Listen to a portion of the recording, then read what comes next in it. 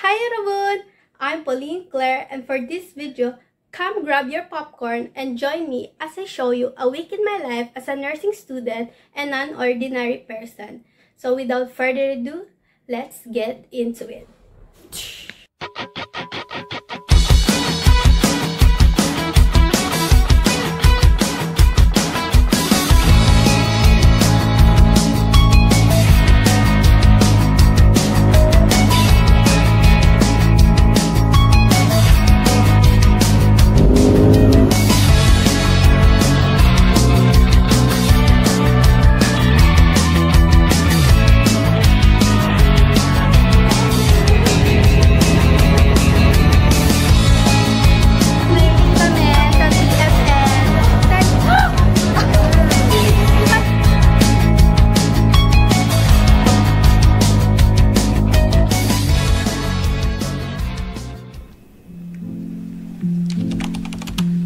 It's Monday and we have 1 p.m. face-to-face class this day.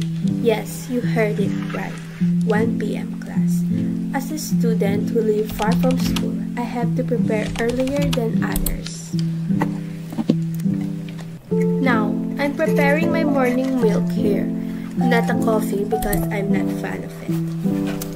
While waiting for my milk to get cold, I am preparing my school bag, packing all my needs as a student, like this umbrella. We are in the Philippines, ang bansang napakainit, so umbrella is a must-have on your bag.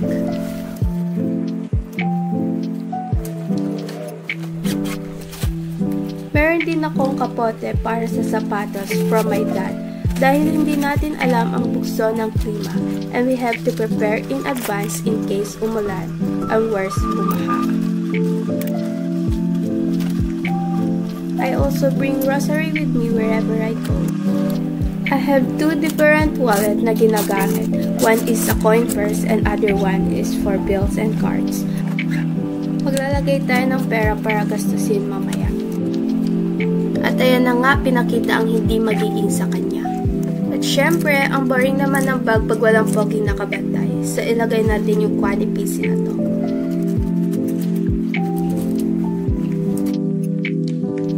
It's already 9:04 and magbaba na ako ng hair. As a nursing student, we have to look demure, neat, and presentable as much as possible para hindi halatang stress na tayo. Inoorasan ko din pala ang pagbaban ko dito para malaman ko kung mabilis na ba ako magban or hindi.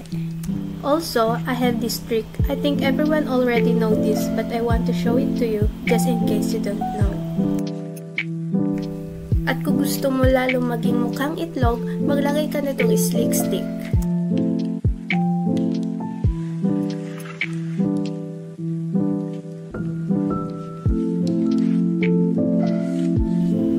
It's 9:08 and I'm done with my hair.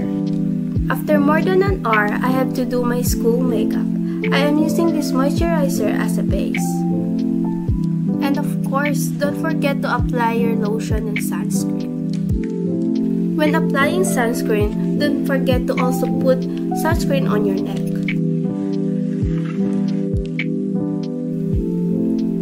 And for powder, I am using this DW Compact Powder.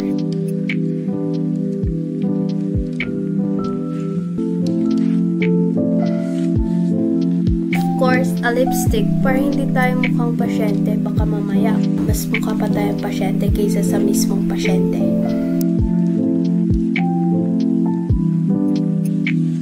Pagkatapos ko naman gawin ang aking makeup, susuotin ko na tong aking uniform.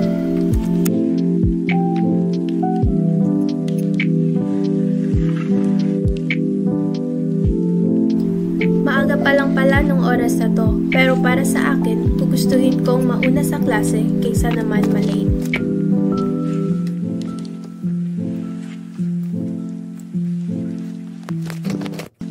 And yes, huwag nating kalimutan ang ating ID kung ayaw nating maiwan sa labas ng school. Yun lang, see you sa school!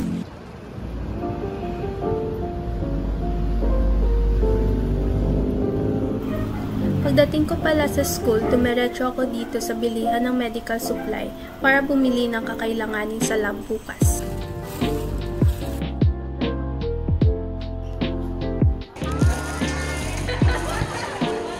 Siyempre, bago tayo pumasok sa klase, gagastos muna tayo.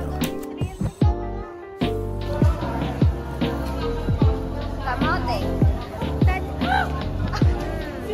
Kasi natunaw na yung asukan niya. Hindi na ako sa baso.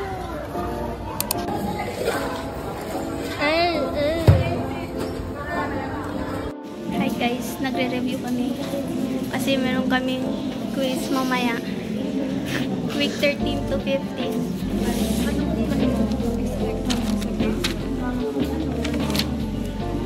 Tapos nakuha na din namin yung grade namin sa midterm.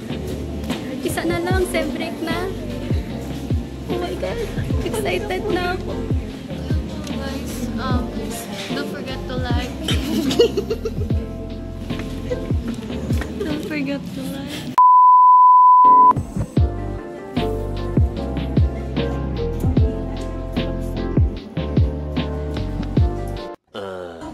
Baka naman maglagay pa kayo ng float, Christmas light, pasabog pa dyan. Guys, magmi-meeting kami sa TFN. Bakit ba naman sila nag-vlog yun?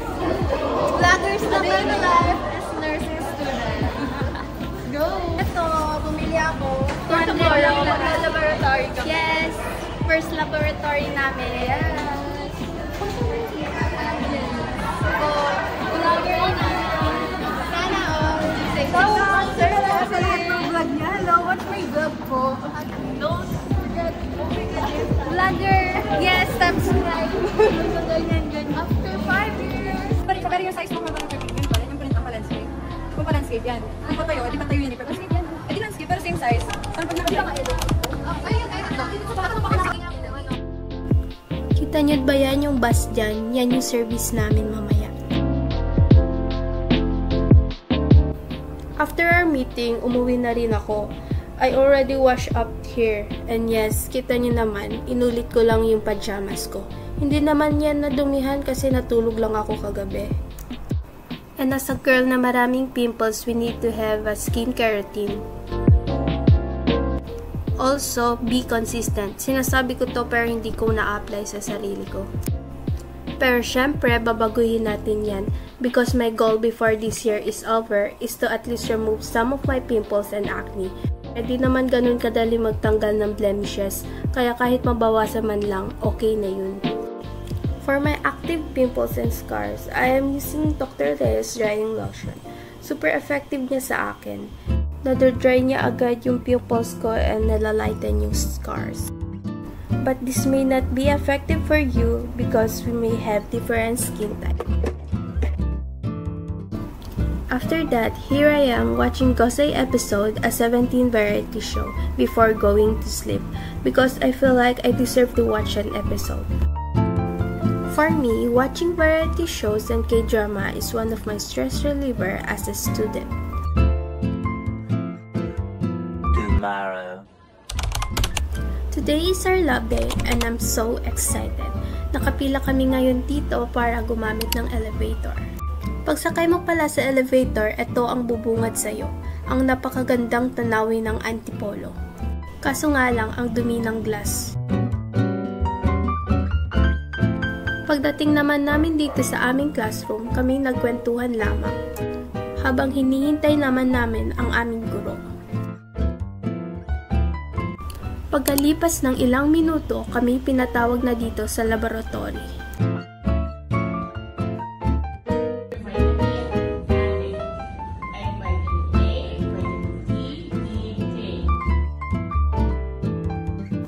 Dito, tinuturuan kami kung papaano nalalaman ang blood type ng isang tao.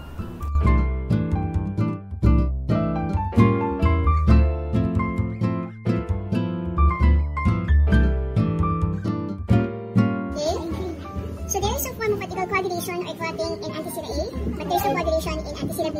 There is a coagulation in antisera D. So the blood type of patient is blood type A, Rh positive.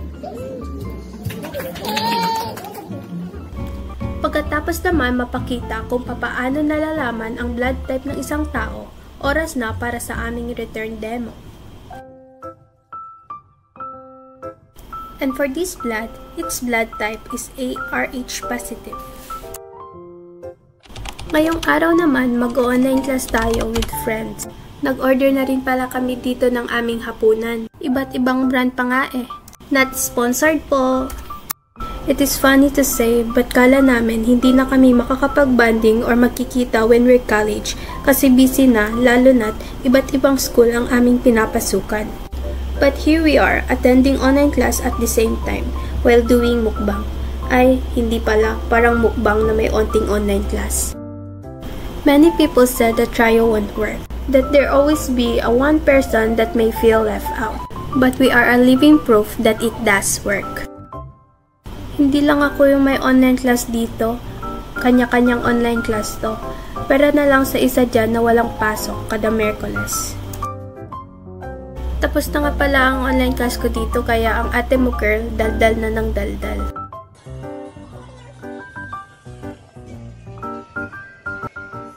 Sumama ka kaya, hindi ka mag-video.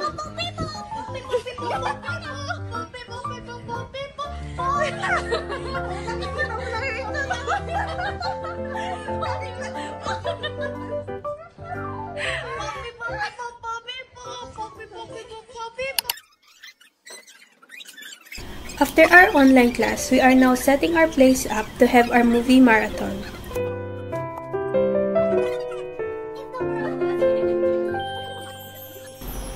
Lahat pala ng emosyon naramdaman at naipakita namin dyan.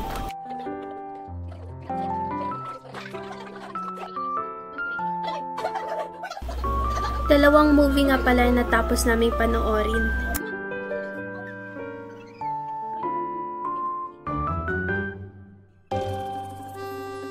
Back to reality. Yun na nga, bumili na rin pala ako dito ng snack namin. Again, not sponsored. As a good student, gumagawa na nga kami dito ng sarili-sarili naming activities. Yung isa, gumagawa ng plate. Yung isa naman, nagdodrawing. Yung isa, hindi mo alam kung gumagawa ba ng assignment o kumakain lang. Kung tatanungin niyo po, ganito na po ang bandingan ng mga college student. Kaya magpakasaya na kayo habang hindi pa kayo college student. Ngayong araw nga pala, pumunta kami dito sa National Bookstore para bumili ng canvas na gagamitin ko sa paggawa ng masterpiece para sa isa kong subject. Kasama ko nga pala ang isa kong kaibigan dahil bibili rin siya ng kailangan niya sa paggawa ulit ng plates. Naghanap na nga pala ako dito ng 16 by 20 size ng canvas. Ayun na nga, nakahanap na ako at babayaran na nga namin tong binili namin. Habang papunta na nga kami sa kahera upang magbayad, may nahagilap na naman ang mga mata ng bookworm kong kaibigan.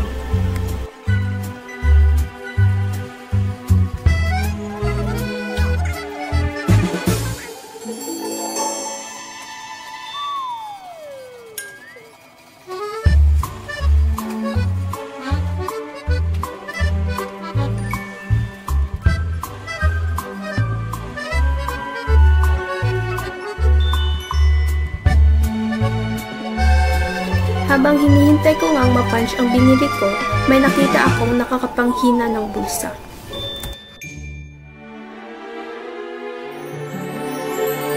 At dahil nandirito na rin kami sa mall, kakain na din kami dito. Dahil ngayon lang din ako nakapunta sa kainan na to, i-judge na lang din natin ang food nila.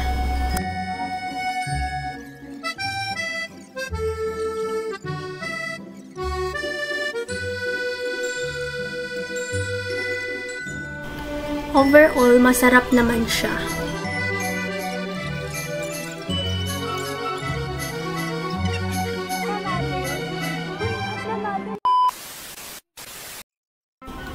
After naming kumain, umuwi na rin kami kaagad dahil may online class pa kami.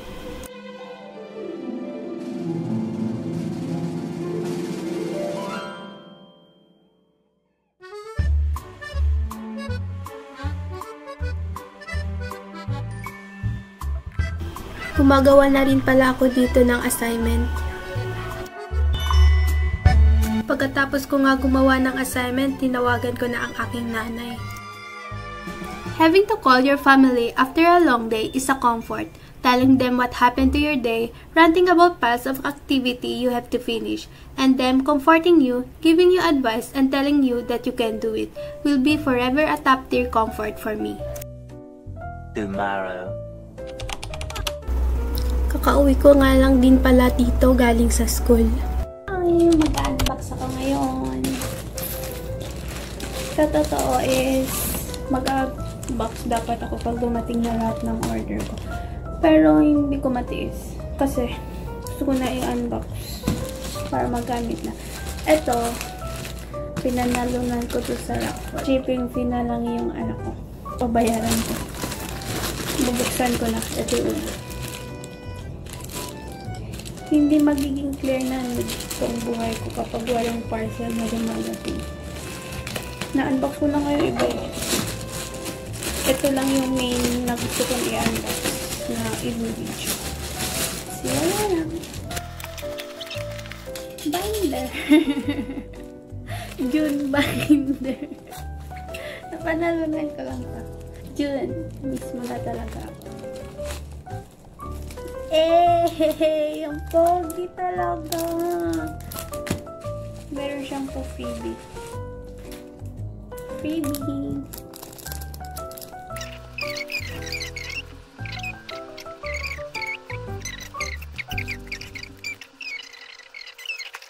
Syempre. FTS.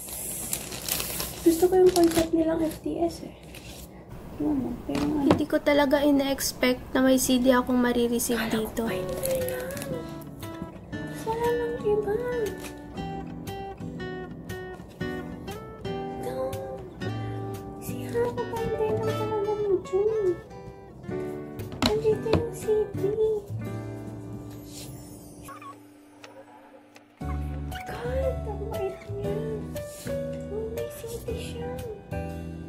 Oh my God, CD player na lang yung ano sa akin. Yung saya-saya ko, hindi ko lang siya ma-play. Kasi, wala akong DVD player. So, thank you so much. Pili kayo sa kanya. Mura lang. And this one, ito bumili ako. Tapos, may napanalunan din akong GA sa kanya.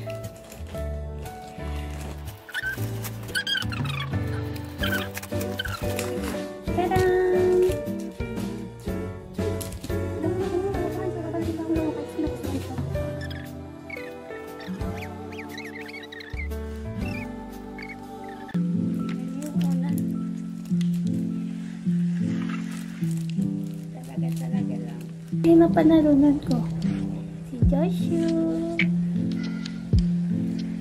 Jomshu.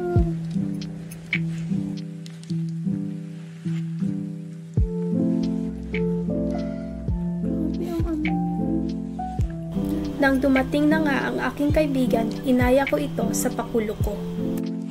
Alam naman niyang mahilig ako manood ng TikTok live na may nagbebenta ng photocard. Na-influensyahan na nga akong gawin din ito. Kaso, dahil walang live button ang TikTok ko, siya muna ang magiging customer ko. Pero offline. Kahit nga hindi niya kilala yung nasa picture, kinikilig pa din siya. Nagpapasalamat nga ako sa mga kaibigan ko dahil sumasakay sila sa mga pakulo ko sa buhay kahit na hindi naman nila ito hinig.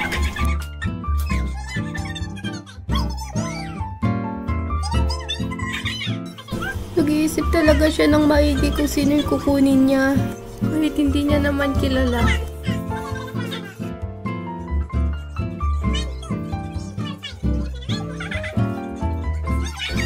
Hindi ko alam kung ipapagpatuloy ko pa ba ito dahil kinikilig na siya ng for real sa bias ko.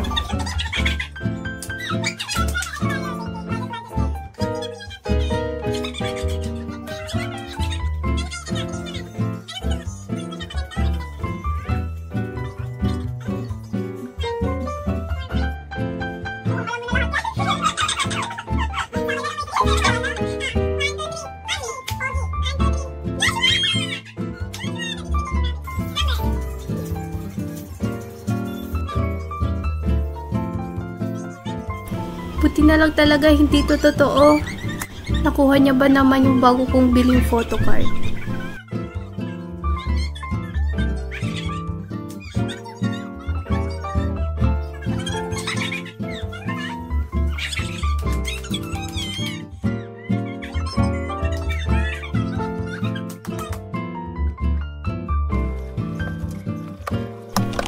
Tuwing Sabado, maaga talaga akong nagigising para maglinis.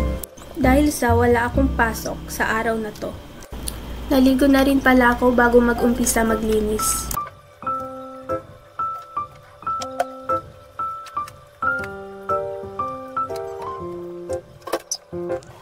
Saktong may pinamili, kaya inilagay ko na rin ito sa may istante na lalagyanan ng aming processed food.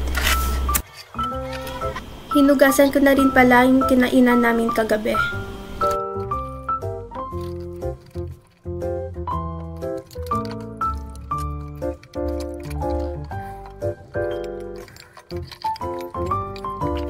Tuwing natatapos pala akong maghugas ng pinggan, nililinisan ko na rin pala ang lababo.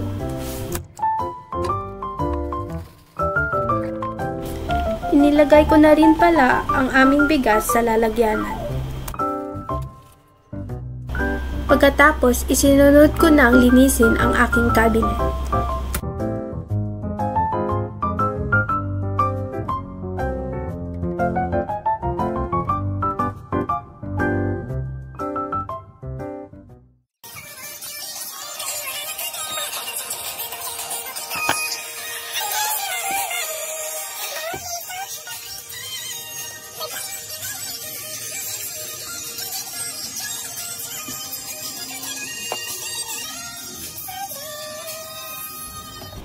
Nandito pala ako ngayon sa Robinson upang magsimba. Kasama ko nga pala ang aking kaibigan.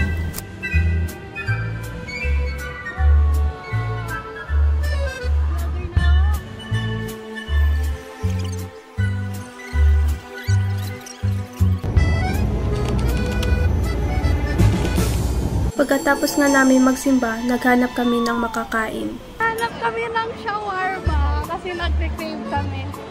Vlogger ang atake natin ngayon.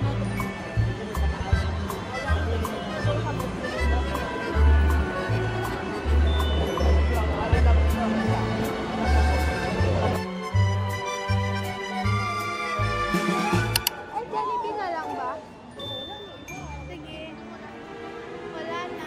Jollibee na lang. Ano namin? Ay, Jollibee.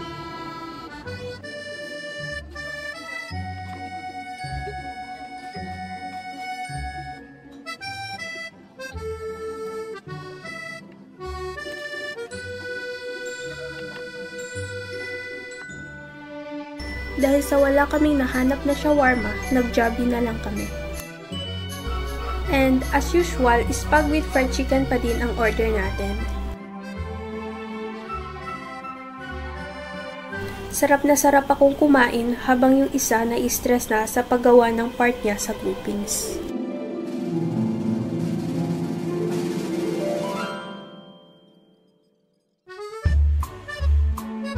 A few moments later. Uuwi na kami kasi nabusog na kami. Nagutom ako tapos na yung na-digest ko.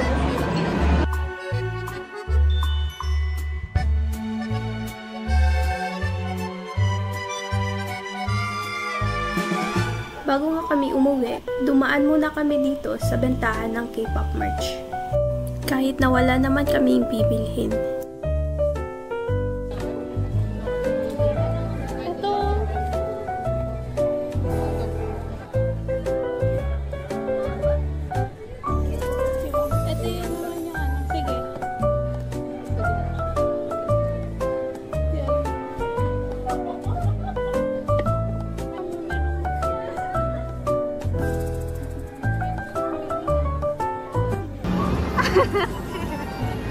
Bibili ng kating. Ano yung set? Yung set?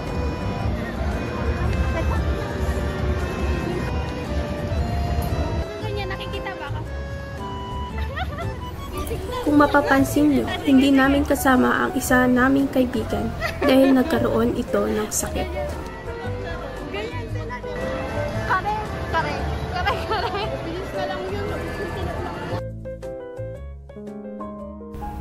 Making this video made me realize how beautiful life can be, and I am grateful to be part of this journey. Life is not always easy, and there will be times when you feel frustrated because things don't go as planned. However, when things don't go your way, there's often reason behind it. Maybe for your safety, or perhaps God has a better plan for you.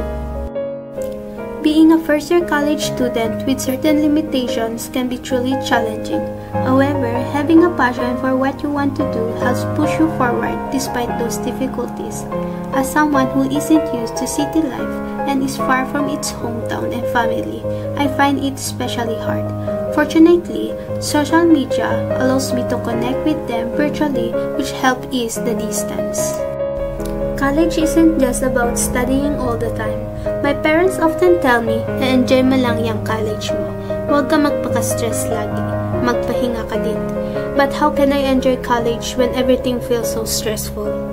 Upon reflecting on this advice, I realized what they meant was just to do your best. And if you fail despite of your best effort, at least you did your best. You have to take breaks, rest, and reward yourself for doing your best.